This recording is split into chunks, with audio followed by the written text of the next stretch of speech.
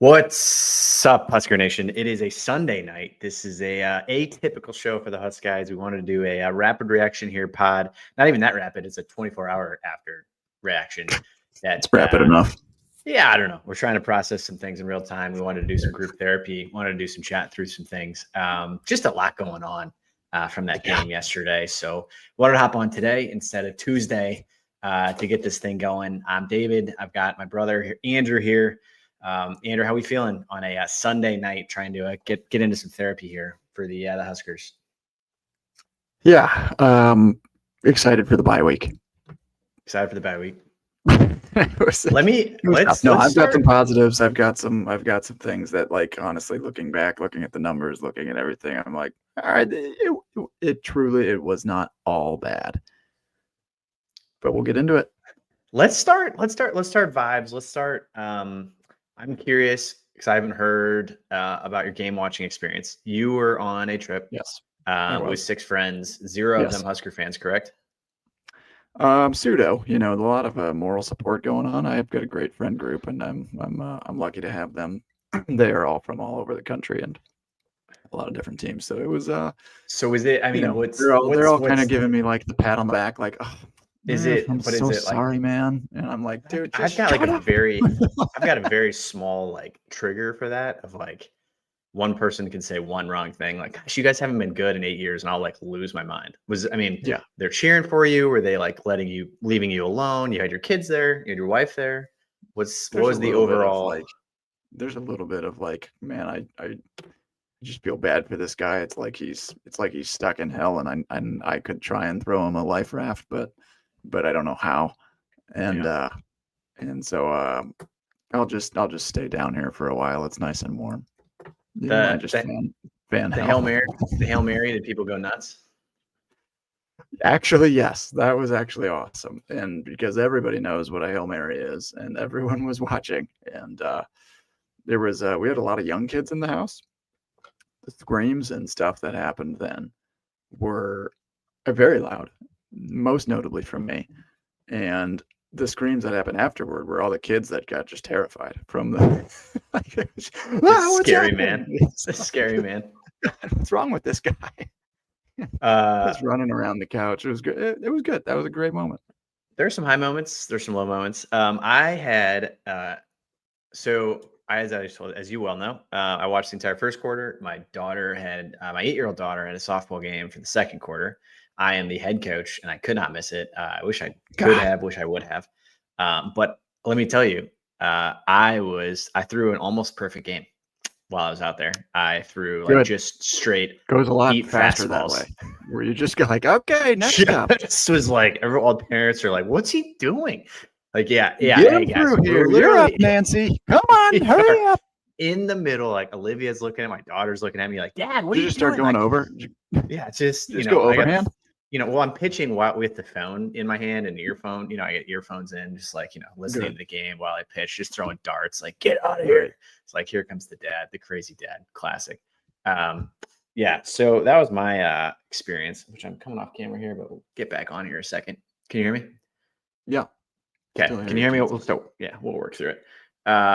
So that was my Saturday, but the game itself. So Nebraska loses to Michigan 30-27. Yes. Give me your highest level. Start with some positive vibes before we dive into therapy. Okay. Yeah. I mean, the as predicted, the positive vibes from the beginning were the pregame atmosphere. I mean, fantastic. Can't beat it. Students selling the place out, or their tickets out hour and a half beforehand, filling up that student section. Like, it starts there. You got Terrence Crawford leading out the tunnel walk.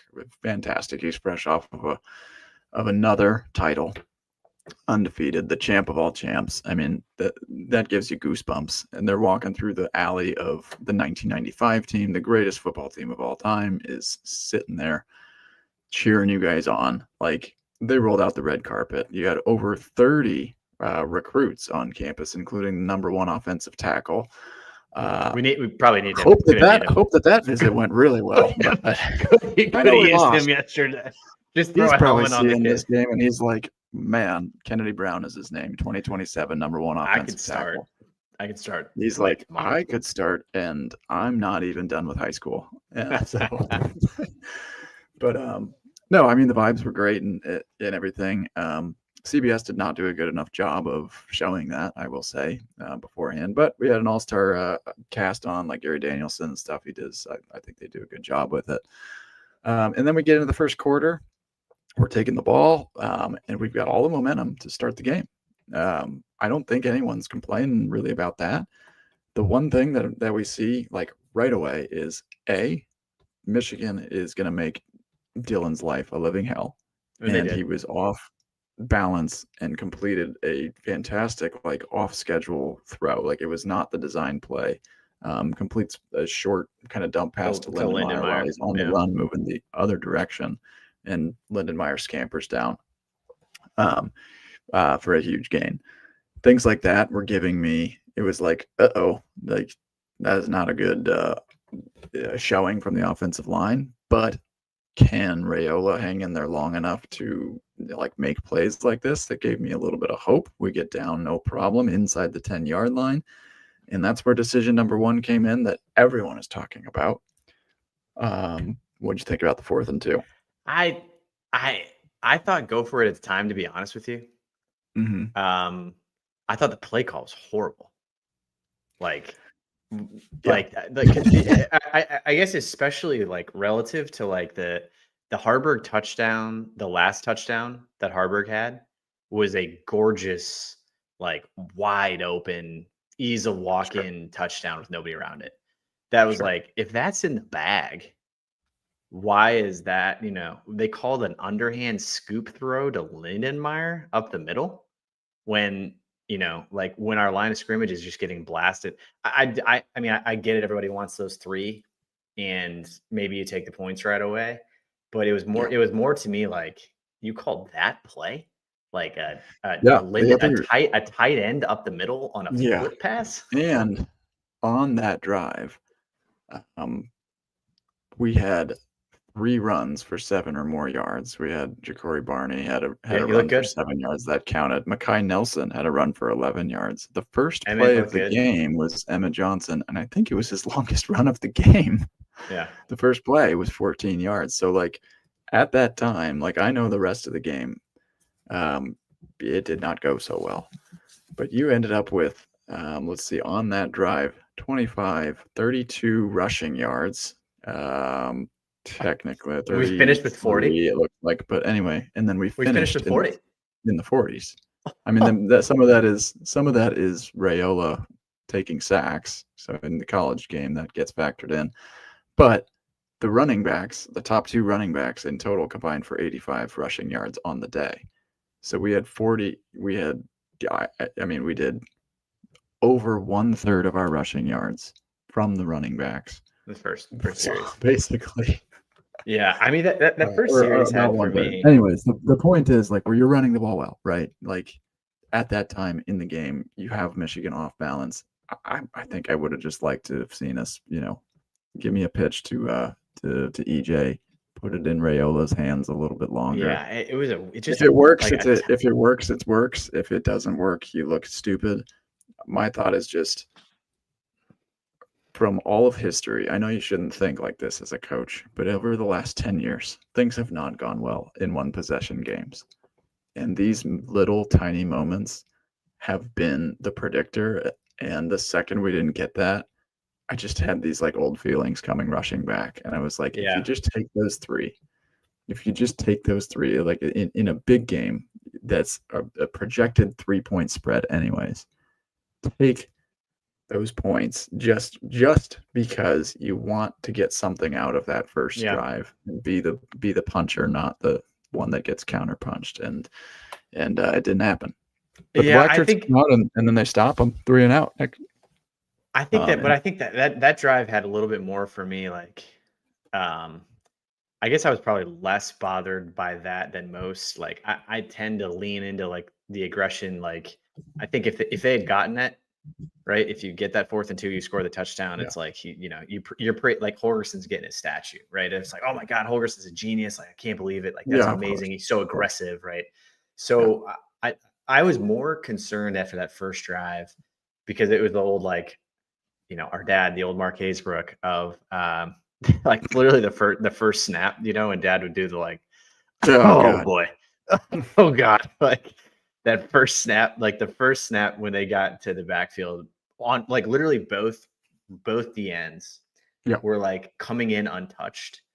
I was like, these guys, oh God, like Yeah, that's that, not and good. that That happened like continues. because that's the exact play that he got to Lindenmeyer was he was able to evade the rush on it, but like those guys both came in Yeah. untouched on the And back end. yeah. And And I before was like, that, the play if like they're right this, before if they are that, this fast, like, yeah, oh boy, he had like two we near are in sacks deep on that trouble. first, 2 near sacks on that first drive. Yeah. But they were so fast. They were coming in completely like, yeah, X Mark, he's live. God. Yeah, Fantastic. instead of the fourth. I mean, it was just like I was like, we are in deep trouble if this is the way that these guys are coming off the ball.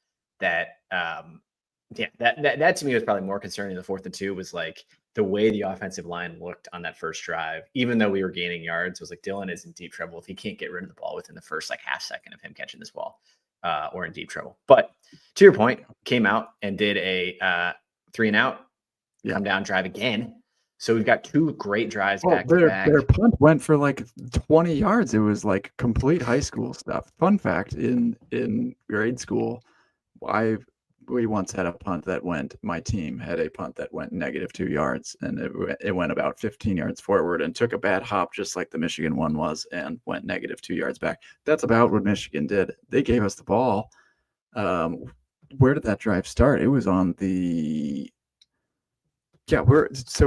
we're on like the 29-yard line. Pass Correct. complete for Aaron Johnson. We started on the 37, 30, I think. 37. 37, we get to the 29-yard line on the first play.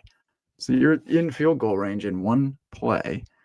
And that's where it's just like, man, things seem to be working in our favor. Like even though we didn't come up with points on that second drive, an 8-yard pass, a 1-yard run, a 4-yard run. Now you've got a first down, a 1-yard run, 2-yard run. All right, they're starting to stop us. And then that's when you could really tell we're going to struggle.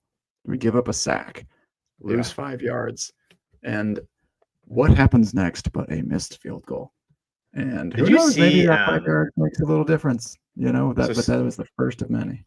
Yeah, I mean, so you finished like the first quarter was killer because you finished the first quarter down 10 instead of with a field goal plus a field goal. It's at least 10-6. Maybe it's, assuming you don't, like you miss a field goal plus the downs, like maybe it's 10-6 instead of 10-0. They're going to score regardless. So that hurts. 3, right? Did you see some of the stats that are popping out?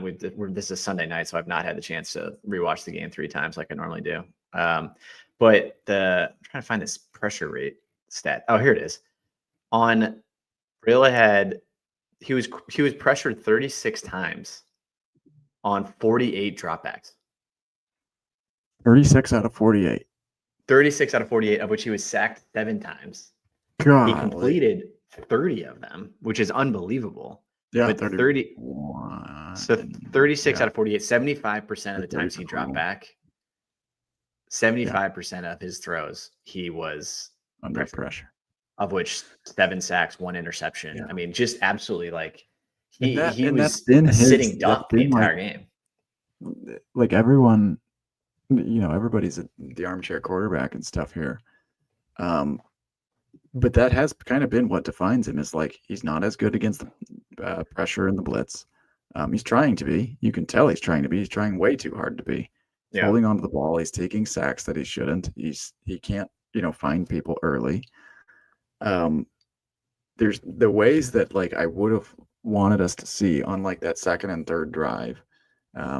Things were going fine then, but like starting in that second quarter when we did actually finally start to get to some momentum, like one adjustment that I would have liked to see us make is like start scheduling some quicker passes. Yeah. Start scheduling how about like a screen? Like they bring all the pressure in the world every single play. Drop a shoot Emmett out wide and drop him some sort of screen, a Ja'Cory Barney bubble screen, like things like that. I think going forward is like if your O-line stinks that bad. Yeah. Well, that's the problem. Then, was like, I mean, a then lot of figure times it out, and like if you don't they're have rushing 3. if you don't have 3 seconds, then make it a 1 second throw like that. And those were the I think things that we seemed to struggle with. I think credit to Michigan. Like you come out of that. I think what is throwing me off the most about this is like we had put Michigan in the loss category before the season started. So like taking a big step back and looking at the macro, right? Yeah. Even though I'm still bold and say 10-2, I had put Michigan in the loss. I just did not feel like we were going to match up well with them. I didn't like that they were a power running team. I didn't like that their offensive line was like that. I just, they're coming with new quarterback, all of those things. After watching them get bull rushed by Oklahoma, and the fact like Michigan Who got might be good. obliterated. Well, but Oklahoma was 6-6 last year, right? This is not like, so they come in and Oklahoma is able to fix their entire team and bull rush Michigan. So I watched that game and then I come into this one like, all right, well, they're definitely not the Michigan of 2 years ago. They don't have their head coach. They have a ton of injuries across their offensive line as well as their defense. And none of that played out on Saturday. It was like, whoa, this is like, it felt like the 2019 team, except for I think Bryce Underwood's not that good. That was sort of like my hot take coming out of it. I think he's good. He just throws the ball 700 miles an hour. And it goes off people's faces, and they're like, why wouldn't you just I think Justice Haynes, their running back, is unbelievable. And I think we had absolutely no answer for him. So I think, honestly, like my big takeaway is like, besides not being able to run the ball and not being able to stop the run, what concerns do you have? Turns out that's about 50% of the game. And for Michigan, it was 60%. What concerns do you have about the Huskers going into Big Ten play as a team that can't stop the run or rush the ball? Just most. Besides not being able to run or stop the run, we should be fine. But here's the deal though. Like we missed the field goal, then Michigan takes advantage. They go down 10 plays, 46 yards, one of their best drives of the game. And they hit a field goal. But the defense bent, but they didn't totally break. Like, credit to us, we're still down by 3. We come out 3 plays, interception. Michigan comes down, takes advantage, complimentary football, scores a touchdown. So we're down 10-0 after the first quarter. And I think at that point, fans are feeling a little antsy because the next drive, we come out and we go 3 plays, -9 yards. Yeah, not ideal. And then we punt. And Archie Wilson, he got busy. He looked great. I think he actually played awesome. He made some, Michigan didn't have really a single punt return. So that was good. But then things can flip on a dime. Michigan comes out, it's that second quarter, and then and we strip them. They're going for it. Lunging forward, they weren't going to make it anyway, but forced the fumble, get the ball close to midfield. And then we come down again, and we make our third trip to, I think we made it about the 20-ish. I don't know if we quite made it inside the red zone, but we made it. No, we did make it into the red zone. We made it to Michigan 21. Michigan 21. Oh, the 14. Yeah, made it to the 14 before the 14 line. And then again, you get sacked. And this is so that's 2 drives where you have a third down in the red zone. In the red zone, that you're potentially. I mean, this is like. I mean, that's got to make Holgerson go insane. Like he's gonna be like, I wanted to get back into coaching, and now I want back out because I don't have a team that can convert crucial third downs, and I don't have tackles on the offensive line. Yeah, but it's also that's him. That's his job. Like it's his job is to like. All right, this is what you got. These are the players you got. Yeah. Like, draw something up that doesn't require like a 9-step drop for Raiola to stand there and like laissez-faire and get smashed. Like, it's you have a immobile quarterback that needs to get rid of the ball and he doesn't. And so, to your point, find something that works faster. Do something or roll him out. Give him a better chance because he's just sitting down. If you get pressured 36 times, like you're going to get trigger happy or like his mind is probably like moving 1,000,000 miles an hour. And then all of a sudden it's 3rd and long. What are they going to do? Yeah. Blitz everybody. Yep. Then right? Like, and I mean, Raiola to me, he seems locked in. He seems like he's got such a good grip of the offense. But there is like that last element, like for him to get over the hump Like we know that he struggles a little bit against man. He struggles a little against a little bit against pressure and stuff. But it's those last moments. It's like it's not the between the 20s. It's just like that killer. Like Yeah. we are scoring. We're inside. The 30-yard line. We are in. Like it is points time, and we just that's 2 possessions right there where you just end up leaving points on the table. And It's a weird. I can't figure out, and I think like Husker fans genuinely can't figure it out too. Like obviously there's the very dramatic ones who all automatically call for Latif and like we need a backup and put him in. oh my That God, I don't yeah. think it's obviously Jesus. not that Come on, it's guys. not that dramatic, but there is an element of it's odd to me. Like he never watching Bryce Underwood, he throws the ball like an absolute bullet. He throws a rocket, and Yeah. Rail is significantly more accurate. He completed almost 80% of his passes again. I think he's third in the country in completion percentage after 4 games. Like he completes a lot of his passes. He throws very catchable balls. But I think that extra juice that he doesn't have in the red zone of like, right, I'm going to throw a dart and some kind of a seam route or a post route or an out route or something that is just perfect. Like it's usually kind of like this, he like feathers everything. And I think that feathering is what doesn't work it doesn't work in the red zone. And that's what like seems to like be the big miss is everything is so gingerly like thrown as opposed to like just freaking rifle the thing in there and get us a touchdown, which he did on the touchdown. The Barney touchdown was that throw. Yeah, he's third in the country in completion percentage. He's 102 for 135. I mean, it's a ridiculous stat line.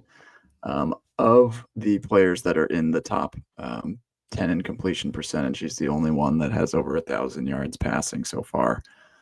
The next highest is CJ Bailey at 14th with NC State, and then the next highest after that is going to be Jaden Maeva at 1223. That's for anybody that has completion percentage over 70%.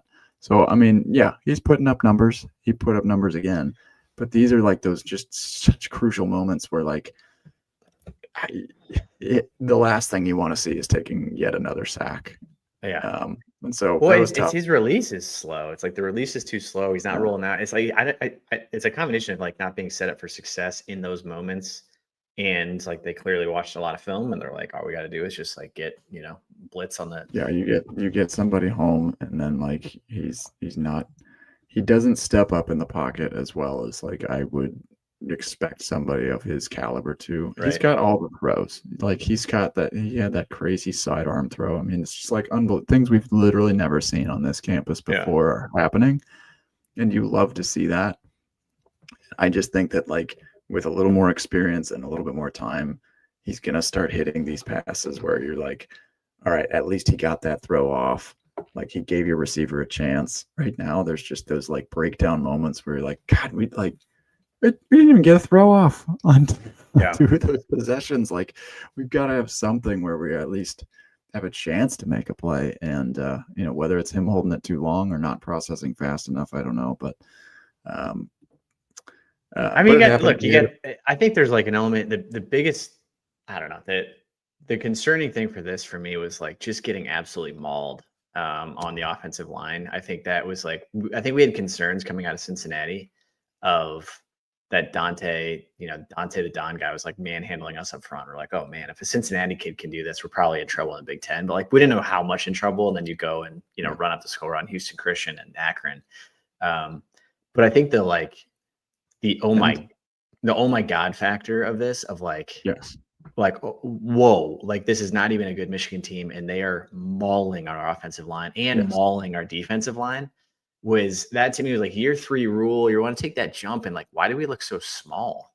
Why are we getting like obliterated in the trenches? Gatula was like half of his energy expenditure was helping Rayola off of the ground in the first half. Like he was like, I got it. Oh, let me get him back up. They were coming in like these guys were coming in untouched. 2 or 3 pressures in the first half. It was crazy. Yeah. I mean, we made I was writing down a bunch of stuff of like, the positives all across. Yeah. We're down 10-3. We hold Michigan to a punt. And then we actually look pretty good on the next drive. Punt, gorgeous touchdown drive. tie the game up. Ja'Cory Barney was, I mean, God, he had a great game. He also had that punt return for 20 yards again. And so things are actually looking up. And like, despite everybody's qualms, despite everything that you have going on, and you're saying, oh my God, they're killing our O-line. Oh my gosh, like, we can't open up any holes. Oh my gosh, like we missed that field goal. It's 10-10. Yeah. You're tied. It's 0-0 basically in the second quarter. Nothing hurt. We're back. We got some momentum. We scored 10 unanswered points there. And the next play, Michigan goes 75 yards. It was like, and we had some serious matadors out there on that play. I mean, it was just like, Ole, here he goes, and not untouched, 75 yards, one play. Like, you would have loved to have seen. Check this out. This was it. Yeah. There's so for those who are watching, go look at Buford, just Matador City. I mean, Buford just going. Let me blow it up for those at home. Yeah, so here's the snap, Underwood, and then just one miss. Here comes Buford. He's coming downhill. Break yourself down there, buddy. And oh my God. And then just off to the races. We're gone. I mean, that's bad across the board. That's bad on like the linebackers. It's bad on that's bad on linebackers, DNs, like across the board. That is absolutely atrocious. Yeah. I mean, Shavers didn't get through to his spot either. Like, just a breakdown like that is really tough to see, and that gave you that like, oh Lord moment. Oh boy. And then let's talk about the end of the first half here. Yeah, I mean, that was weird. Moly. That was complete unmitigated chaos. That was the Husker roller coaster of all roller coasters. But also, one of the biggest like coaching malpractice things from Biff Poggi of all time. Oh, Biff had no idea what was going on. That guy to not call a timeout with 12 seconds left. He's like, what am I even doing on the sideline right now? Like, I'm not the coach here. I was just fired from Charlotte. Yeah, I'm just hanging out. I just want trying to just give me like a dumb the coach now. Just give me an ice cream bar. Yeah. Yeah, there's 12 seconds left. They call a timeout, we punt. And they don't. Sure. Yeah. I mean, Michigan decides we are not calling it. I mean, they had several timeouts left, I think, too. Like, they could have started calling them in the 30-40 second range. But they did not. So Emmett Johnson, like, to break it down, Emmett Johnson had a run. It was 2nd and 19. We gave up a sack, shocker, to make it second. One of 7. To make it a 2nd and 19 to the Nebraska 49-yard line. Emmett Johnson has a run for 3 yards. That's with 56 seconds left. 56 seconds left in the second quarter. And then we run the ball again, and that's with 13 seconds left. So Michigan let nearly in the entire last minute, actually, wind all the way down. And then Matt Rule turns to Dana Holgerson and says, no, we're just gonna do something a little crazy. I don't know. Like nothing's working. Just throw it into the end zone. And Dylan just fires up the cannon, and oh my God, it actually worked. Crazy. Beside myself.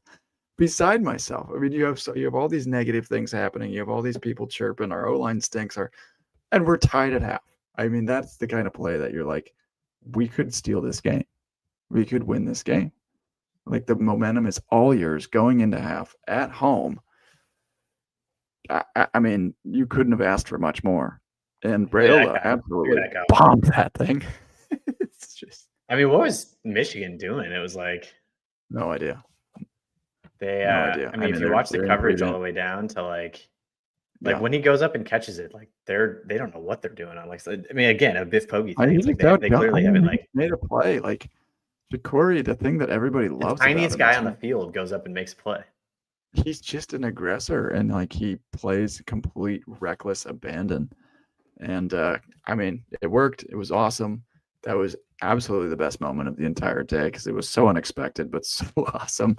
And this is like what if you want a quarter that drove me absolutely nuts, like the third quarter almost killed me. And Yeah. God, I don't know. I don't even know where to start with this, but we come out. Well, I think, yeah.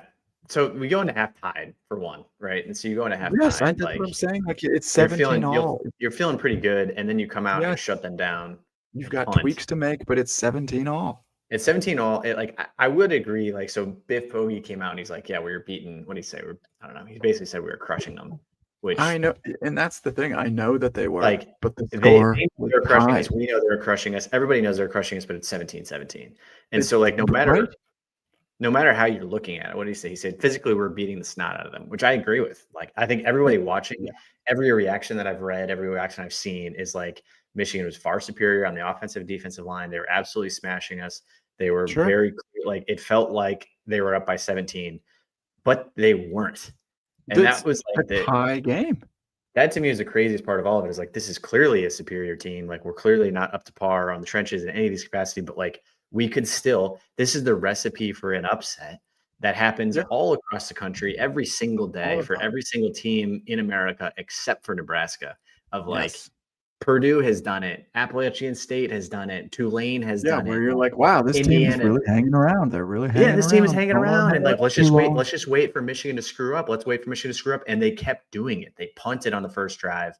Like they Yeah, didn't score. They and then but then we go 3-and-out and punt. And like they kicked a field goal, but like who cares? It's a field goal. And then we go 3-and-out again and are just I can't do anything. We ran 6 plays in the third quarter, 6 total plays for -1 yards. So well, in that span, they're pulling away by 10 and you're feeling like this is off to the races. Like at that point, at the end of the third, I'm like, this is like, I cannot believe how far superior Michigan is, but it was well, still only 10, even though we even were, like not to be the well actually, but the drive that is listed as a fourth quarter drive, it ended in the fourth quarter. It started in the third quarter, and this is the drive where Michigan ends up getting the taunting penalty. They right. had held us to a third straight 3-and-out 3-and-out. at that point. We had a pass to Mekhi Nelson for 4 yards. We had an incompletion, and then we had a 3-yard pass to Lindenmeyer. And then Michigan gets a 15-yard penalty, and that's with 4 minutes left in the third quarter. So they had held us, if you're tracking that, to a couple of yards on 9 plays. And then they get a taunting penalty. And then so that sparked something because then we go 6-yard run, 18-yard pass, 9-yard pass, 5-yard pass, 5-yard pass, 8-yard run, 3-yard pass. Oh, sack, classic. And then we go sack, and then we try and hit an Isaiah Hunter in the end zone, and he steps out of bounds in our stupidly painted end zone. Yeah, let's talk about He this. was completely disoriented and had vertigo. Well, I mean, what are we doing? So here's the play.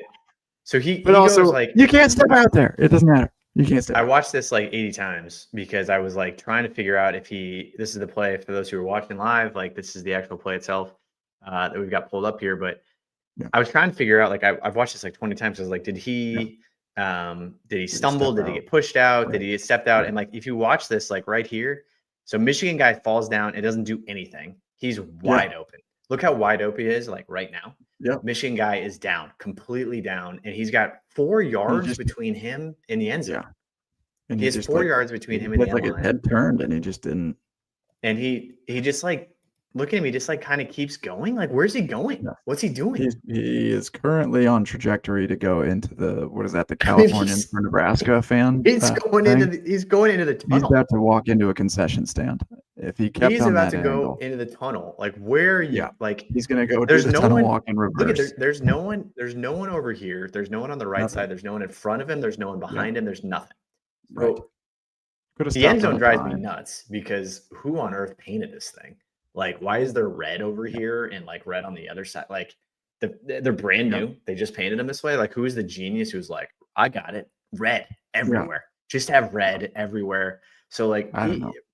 Idiotic that he's doing this. I just need someone to be fired so I can feel better about this. Whoever did this, I mean, just make it white. Like, what are we doing? Make it black or something. Regardless, like, where is he going? He has 2 feet outside. I mean, it's not like it was like he got a toe on it. Like No. he is 2 feet standing. Like what is he thinking right now? Like he's just like, I have He's 2 like, feet out. this is I'm about to be a hero is what he's thinking. He's in the stance. He's Yeah, he in went the, out. He definitely went like out. so not like He right had now no he's like, idea I'm that gonna he went catch out. this, I'm gonna catch this, I'm gonna win this. And then the fact that he just like went and caught it and stood up and Yeah. started celebrating, like what? These are the What do you things. So when you go what? back and look at at all of these moments, you're like, there's so many little things that like Rayl did so well avoid. He was on a full sprint to the sideline and rifled that, and it was a perfect throw like that. And that's the kind of thing where there's just so many small things that kept adding up. The missed field goal, but also we gave up a sack, and then that's what kind of led to this in the first place. The O line play, the like missing holes, the missing tackles, the like completely poor run fits. There's just all these like little things that would end up leading to like a complete colossal breakdown. And it was not like in between those little things, we manned up pretty well. Like Michigan had something like they averaged less than 3 yards per rush on like 15 to 18 of their rushes. But 7 of their rushes went for a combined over 200 yards. Yeah, I mean it was They had 75 7 yard, rushes 45 where it run. was I just mean, like, oh my God. Like, well, the issue with and those like, rushes too is they're like the yards before contact was like 8 yards. yeah. It was like we So didn't much get of a it just hand on came them. down to like these one-on-one battles where like sometimes we're winning, but when we lost, it was just like a complete like, oh my goodness. And this was a battle where it's like if you're gonna be that open, finish the job, win the battle, take a touchdown here, and you're looking at a 3-point game in the fourth quarter. Yep. Instead, it's a 7-point game. We'll take it. We settle for a field goal, and then Michigan punts. Punt, 3 and out. We have the ball back. We have the ball back to be tied in the fourth quarter. We get the ball back with 14 minutes left. 14 minutes left, down by 1. One score game. Or down by 7 points. Yeah, and down we by go 1 score. 3 1 score plays. game. Guess what happened? We got a minus 2-yard run for our. We gave up 9 tackles for loss on the day. 9 tackles for loss. 9 tackles for loss and 7 sacks. And Think 7 about that. sacks. Yeah. And you had an 8th where Dylan's arm got hit. So basically an 8th sack. And then like that was basically an 8th sack. So much behind the line of scrimmage. So we went minus 2-yard run, incompletion, and then sack at 13 minutes and 13 seconds left. We are sacked again, and then we punt. So you had the ball to score there. So we had, and that is when Michigan began their death march. And but before that, so I guess like the overall 77 yards. The concern of all of it is, again, this is like the rinse and repeat Groundhog's Day of Nebraska football for the last 10 years of like, how come you can't beat why can't you guys ever beat a ranked team? Well, when you have 3 out of 4 3-and-outs, that would have been 4 out of 4 3-and-outs if not for a taunting penalty in the second half in a 1-score game. Like, wow, you can't win a game like that if you're just going to go 3-and-out, 3-and-out, 3-and-out, 3-and-out like that. That before the death march was like they gave us like they punted. Michigan punted too. Michigan with a punt, field goal, punt. Like Michigan punted twice. Yeah. They weren't exactly putting their they very easily could have been up by 3 touchdowns. Easily could have been up by 3 touchdowns, and they didn't, and we stopped them. And then the death march of like that's how you win a game. Like their 16-play, 77-yard drive was an absolute like I was so jealous watching it. I was frustrated because we couldn't tackle anybody, we couldn't do anything. But it's like that's what you do. That is the drive that if we had done that, if we had done the 16-play, 77-yard death march and tied the game, they would have given up. And instead, they were just like, "Oh wait, all we have to do is just run the ball up the middle." Great. The craziest, and they did. The single, like probably the single most frustrating stat that I looked into of the game for me. Michigan was 1 for 9 on 3rd down before that drive. Oh, is that right?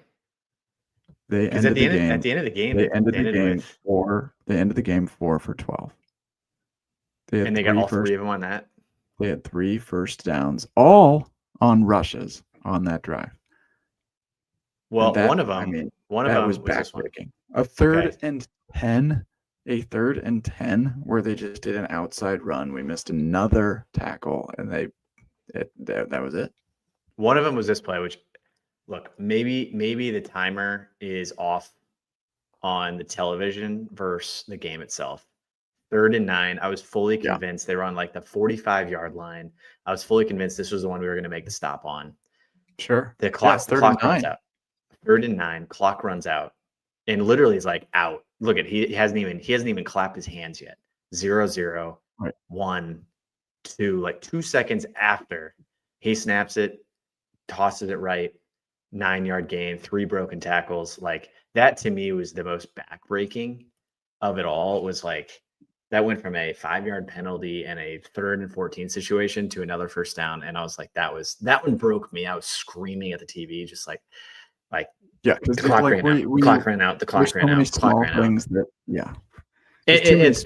that went wrong for us that like we didn't need the refs just snoozing. Well, it just was, but then I mean the play that followed once they snapped it, it was like missed tackle, and like so you can only blame the refs to an extent when then you're just like we can't tackle anyone. Like they just imposed their will on us. Yeah, they ended up with a 16-yard gain on that. Yeah, so a 16-yard gain, but it was we had them I think who was it on like the left side? Had him. Oh, I think broken tackle, stiff arm, broken tackle, stiff arm. Yeah, I mean just brutal. That one hurt me. That one hurt me very deep in my soul. I had a feeling we might put together a good drive, which we then did, but it kind of felt like the old Adrian Martinez empty calorie drives from when he was terrible with the game on the line, and then all of a sudden we were down 10, and it was like he would turn into a Heisman winner again, and you're like, oh my God, that was amazing! Like, how did he do that? That was so incredible. He's back to being amazing, and he'd have 90 yards, and he'd go 9 for 9 or something, and then the game would end, and you're like, wow, Adrian played really well. You're like, well, kind of, sort of. Like he didn't really play well until we were losing by 75 bonus yards and another touchdown happened. Yeah. Yeah, and I was wrong. Yeah, actually, 2 of them were passing. The third one, the one that killed me. So you were already dead at this point, but the one that killed me was Justice Haynes runs for 19 yards on 3rd and 10. 3rd and 10. The draw. It was just a draw to the left side to set up a field goal. 19 yards, no problem, easy. And then Underwood ran for another 12 yards after that. I mean, you just get over and over and over. So their last. Let's see, 1, 2, 3, 4, 5, 6, 7 runs in a row, starting at 8.5 minutes. And that ends the possession at 4 minutes and 28 seconds. And then they hit a field goal. And that puts you up 10, and that effectively ends up nearly icing the game. Rayola looked fantastic. If you want one thing that gives me hope, I know the Adrian Martinez comparison. I see what you're saying there, but you do need somebody that is going to take the reins and be like, we need to go score, and we need to go score fast. And the offense was completely on target. 6-yard pass, incomplete, 10-yard pass, incomplete, 21-yard pass, 6-yard pass. They end up getting a penalty, 21-yard pass down to Barney, down to the 3, and then the next play you score. He scored in about 2 minutes. There was also the targeting call was insane on that one. It was I don't even understand what targeting is anymore. If that wasn't targeting, I guess you just launched with your crown of your helmet and almost killed Barney. I was actually looking at what. I was looking at what game that guy was going to be suspended for next. I had already moved on. I was like, well, it's obviously he just launched his head into this guy's brain. That's going to be a problem for him. He's clearly out. And then not only was it not targeting, it wasn't even a penalty. And that guy got just Hillman got to keep playing, I guess. So I found it. Hang on. Here. Let's watch it real time here. Add to stage. So he's going down there and just somehow bam. I just got smashed. Amazing catch by Barney. Throw a flag, review it, pull the flag away, and just ended up with a whole lot of nothing from that. So, yeah, fantastic sidearm throw from Dylan. Like again, he's off schedule. He's like just got a hand in his face, but he puts it on the money to Barney. Like things like that should give us hope. So that's where we get back into, okay, Nebraska, let's pull ourselves together here. What gave you hope from this game? Are you asking me or telling me? I am asking you, but I have an answer.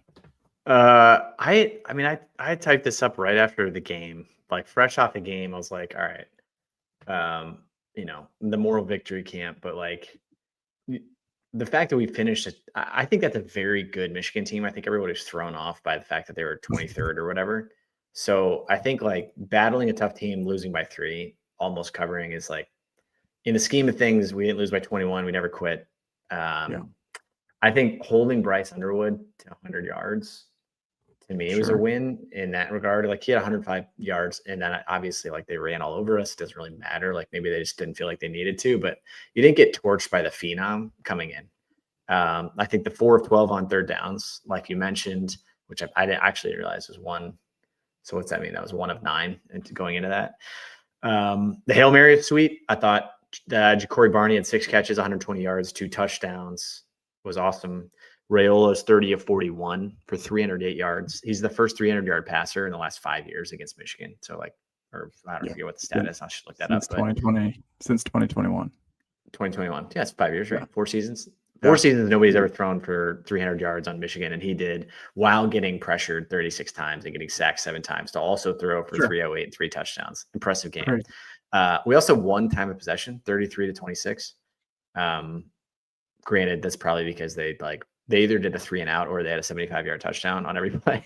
And then the last one, I was pretty pumped for Harburg. I feel like, and I tweeted this a few times, like for that kid to go from like the starting quarterback in Nebraska, just like, oh yeah, cool, we got a new quarterback, I'll play tight end. For him to catch a touchdown pass, I thought was pretty cool. So those are my positive vibes that I was like, all right, those are all the good things, and then I have a whole host of bad. Okay, I like that. Yeah, I think there's things that like some trends continued. Nebraska is currently 9th in the country in punt return yards. I mean, we never thought that would really be the case. But Barney has shown in big moments he wants to get the ball. He should have never caught the ball within the 5-yard line. That was a different, learning moments. I think that that's bright spot number 1 for me is like special teams. Yeah, we missed a field goal. It's not great, but they didn't have any big punt returns. They didn't have any big kick returns. Like, I know we lost by 3, but I don't think I'd pin this on like the special teams. And that's great because we were losing games last year all the time. Number 2 would be, Rayola is a dude.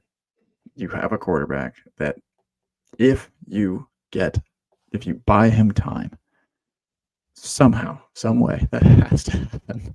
We have to buy him time. He is going to die back there if we have him getting helped up off the mat every single passing down. But if we can find that, and if we can find that pass pro, and if maybe Pritchett, this O lineman that you paid $1 million to, starts like earning his time a little bit more, maybe that's just one of your answers, is that you do have a left tackle on the team that can block other D1 defensive linemen. Number 3 is I still am a believer in our receivers. Barney was a dude again.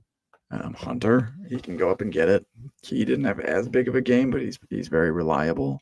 And then we've got some tight ends that can move it. And including against a Michigan defense that is very, very good.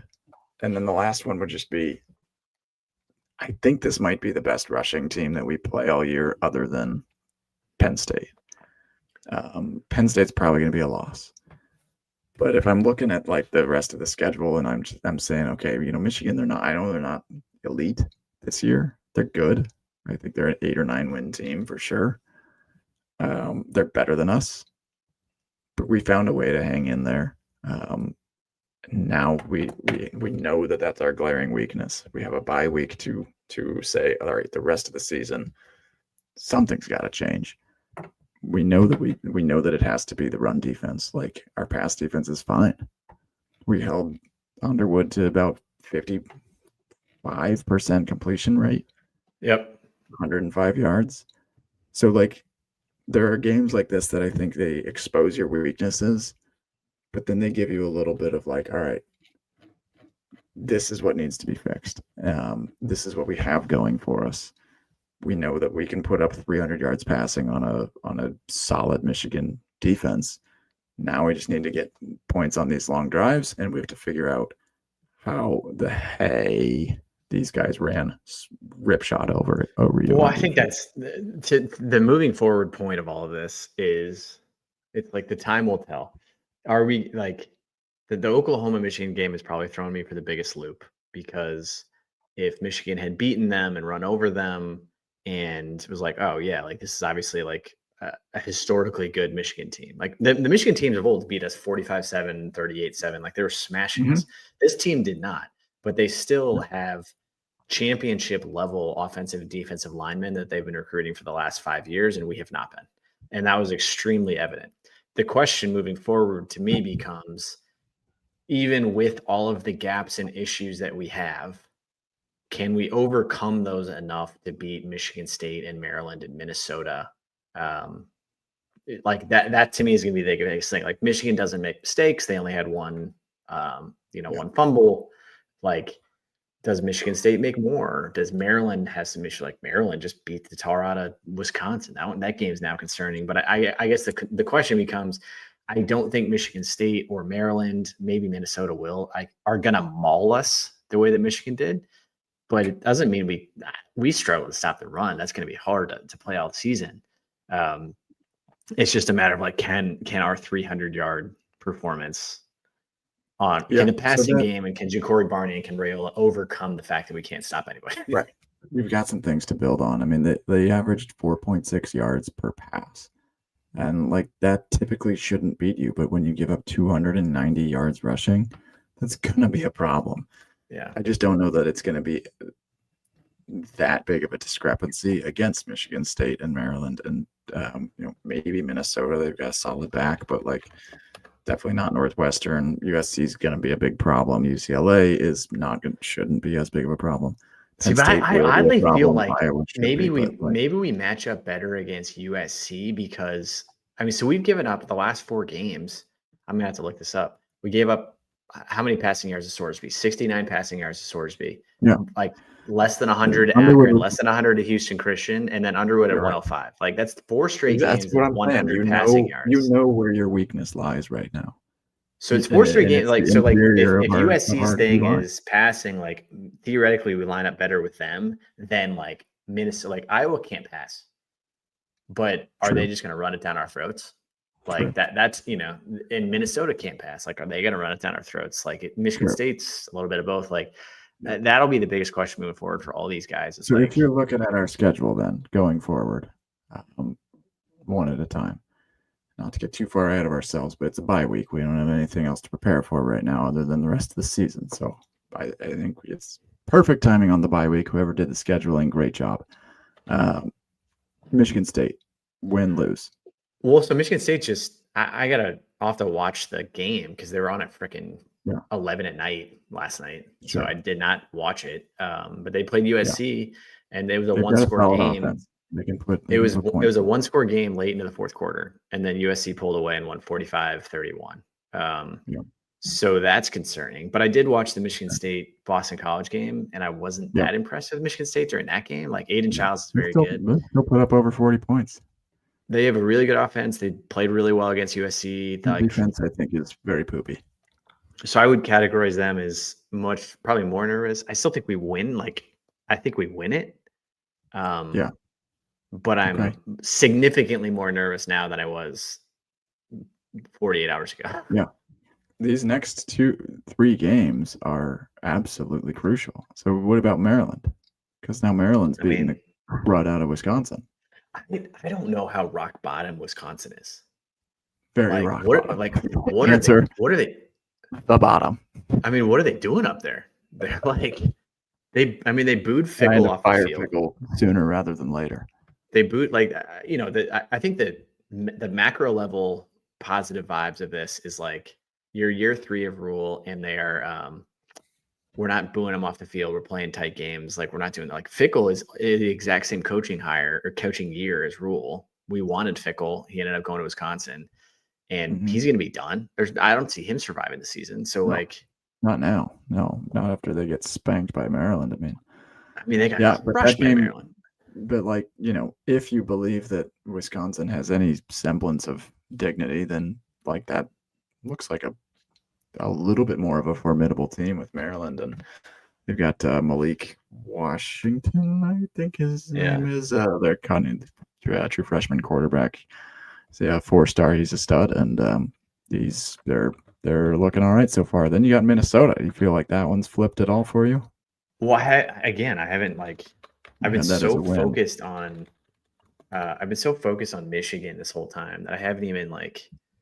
We will find out more about Minnesota. Minnesota plays Rutgers, and they play Ohio State. Then they play Purdue. Then they play us. Like in 3 weeks, we'll have way better idea. They just lost to Cal, so they did. I don't know. You lose to Cal, like how? And Cal got spanked by San Diego State yesterday. Yeah, so they lost to Cal. Like, we'll see how they do against Rutgers and in Minnesota or Ohio State and Purdue. So I think we'll learn more about them at that point. Like, I'm definitely more nervous for Michigan State and Maryland. I don't like seeing teams that know how to win or play games, and you know, I'd much prefer them show up 1-4. The way like UCLA is probably the only one UCLA is the only guaranteed win in my eyes. The rest of the schedule. And Northwestern, we should be all right. Yeah, Northwestern too. But yeah, they always play us tight. But UCLA is like their coach is quitting, their quarterback's about to quit, Nico's about to transfer. Like all their players, like that's a true dumpster fire. Northwestern will play us tough. That should be good. So that gets us to 5. But yeah, this slate, Michigan State, Maryland, Minnesota, Northwestern, like you got to win 3 of those at the least, probably 4, because heading into the USC, UCLA, Penn State, Iowa stretch that's tough. We are not good in November. Right. Yeah, but this is the year like things need to change, and I think that they will. Like I saw enough positives that I would say, if I'm putting that Nebraska team up plus a bye week, a little bit of rest, a little bit of, clear the heads, a little bit of time to get ready for Michigan State, I think I actually flip my prediction. But barely. I actually said before the season we lose to Michigan State. I think Aiden Childs can make a lot of plays. I think it's going to be a really close game, but I actually think that looking at their defense and what we're suited for, we're not suited right now to beat teams with elite defenses like Michigan has, and we're not suited to beat teams that have an incredible power rushing team like Michigan has. Like that is a nightmare matchup. You couldn't design a worse matchup for us. But we could beat a team that has a good pass offense and not a good rushing offense. Like that's Michigan State. So I like that. I like our chances there. Maryland, I'm more scared by. I'm just going to take Maryland to cover in that one. I don't know if we pull that off, but 1 for 2 there maybe could be a problem. Minnesota, the fact that they lost to Cal, and Cal that just lost 34-0 to San Diego State makes me say I think Minnesota's struggling a little bit there. So I feel actually more comfortable there. Northwestern, I feel comfortable. USC, I do not feel comfortable. I've got that one now as a loss. And it is an upset.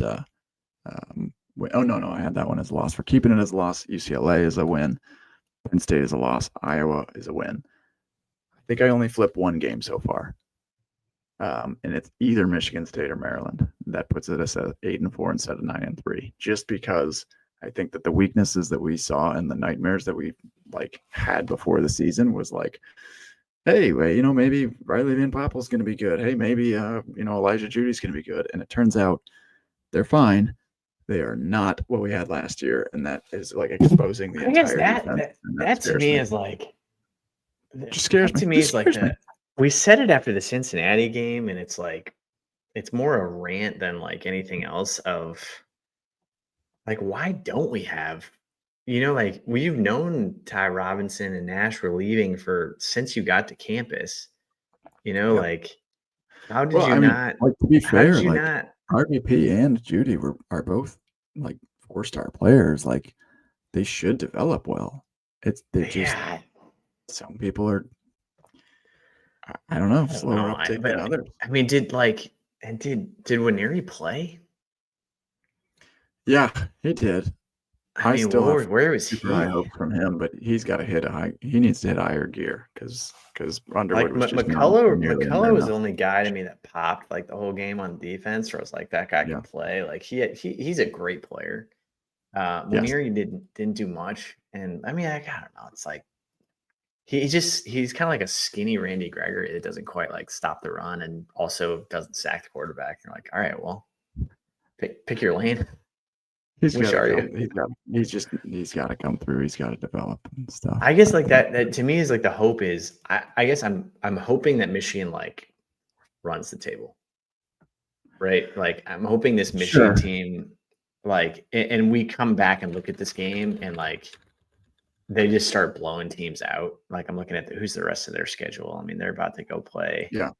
I mean, I they'll guess play that's all Wisconsin. They'll like crush that's all the Wisconsin. moral victory stuff, though. I just think this game it goes one of two ways. It either just breaks a team's confidence, or it becomes that game where you're like, you know what?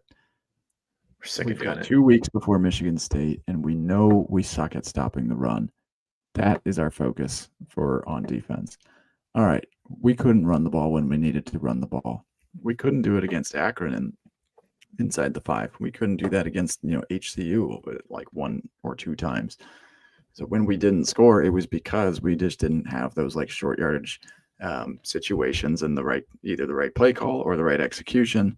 And it happened again against Michigan. And that's your focus on offense. Like we now, I think, are narrowing from like, this could be a problem, this could be a problem, this could be a problem, this could be to like, Yeah. we've got like some glaring problems, but they're fixable, I think. And I guess that's my hope going to it against a team like Michigan State is that you are like, all right, 2 more weeks of basically prepping and practicing for a way less talented Michigan State team. Like, you got to win that game. I wasn't going the moral victory. I was more going the like hopefully Michigan's good and they aren't terrible. Like if we just got like Right. absolutely mauled by a 6-6 team, Yeah, that's very depressing. Then we're in like big trouble. But if they're like an 11-1 or 10-2 team that like actually plays really well, I guess what I was getting at was like maybe we go to Michigan State and we actually like it's not as much of a mauling because we actually are suited up better for this stretch of like Michigan State plus Maryland type games. That to me is more so like, all right, maybe Michigan's actually in a tier that we don't belong in. Fine. But the tier that we do belong in, we should still go 9-3 in. Because the only tier we don't belong in is Penn State, Michigan, and USC. Besides that, like Oregon. Well, no, of the teams we play. Oh, yeah. Right, sure. Well, yeah. I think that if you're using this as a quote unquote measuring stick game, I think we need to pick our measuring stick games better. We're nowhere close. Well, if it's the measuring stick game, like we're not close. on that. We're not on that level, but like maybe a better measuring stick is like, okay, if you come out and beat Michigan State by 2 touchdowns, like all right. Now we're finding our place in the Big Ten a little bit. You keep it close, maybe even sneak out a win against USC. Like, oh yeah, now we're definitely talking. But it's those wins like these next 3 games. I think a good team goes 3-0, and we don't really think twice about it. But that's where I'm like, does this game against Michigan become this new like, everybody knows how to beat us now, or does it become yeah, everyone thought they knew how to beat us, but we got better as the year went on, and so that's the hope that I'm taking going forward, I guess. And I think that's why I'm like not wavering too far from my predictions. Pretty much everyone predicted a loss against them anyways to start the year, until we looked good against the Houston baptisms or whatever. And when you do that, you start to get this kind of false confidence, I guess. And we're not on their level yet, but we absolutely can be. And you now know exactly how to get there. It's the trenches. Like, good Lord, it was a mauling. But you know how to fix it. Let's finish on some vibes. I think I'm going to finish on that of like, I think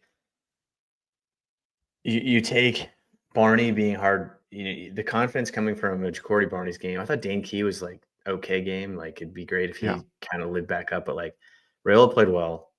Barney is, he can do it all in so many different ways, catching punts plus passes. Hunter, if he can figure out where the end zone is, can those guys alone take down Michigan State, Minnesota, and Maryland? I think they can. And I think the defense can do enough when Michigan State, Maryland, Minnesota don't have a Justice Haynes that can just run all over us. So like I'm going to lean on that, and like I'm significantly more nervous than I was 48 hours ago, but I still think this team is good. This team can't score. This team can play with anybody clearly, and I don't know. I'm leaning on that. Okay. I like it. I can work with that. Yeah, I'm not wavering. I mean, I'm not like this is a team that was better than us, but like you'll take a 3-point loss. I mean, it sucks. No one wants to lose, but you will when it's all said and done. You had all these mistakes that happened that added up to a 3-point loss against Michigan, and you got enough positives going forward that like we're 1/3 of the way through the season. You can't let this be the derailing game. This is a learning moment for everybody. We still have one of the youngest teams in the entire Big Ten. They're going to get better. I'm very confident in that. All right, folks. 2,000 join us for the Sunday evening. We appreciate you guys. Make sure you get some stuff. We're selling some shirts, but everybody hates Nebraska right now after a loss. They're probably not going to buy as many, but huskguysstore.com. Huskguysstore.com. Run the ball. If we die, we die. We got some good stuff on there. Make sure you check it out. As always, go Big Red. Thanks for following. And go Huskers. Enjoy the bye week.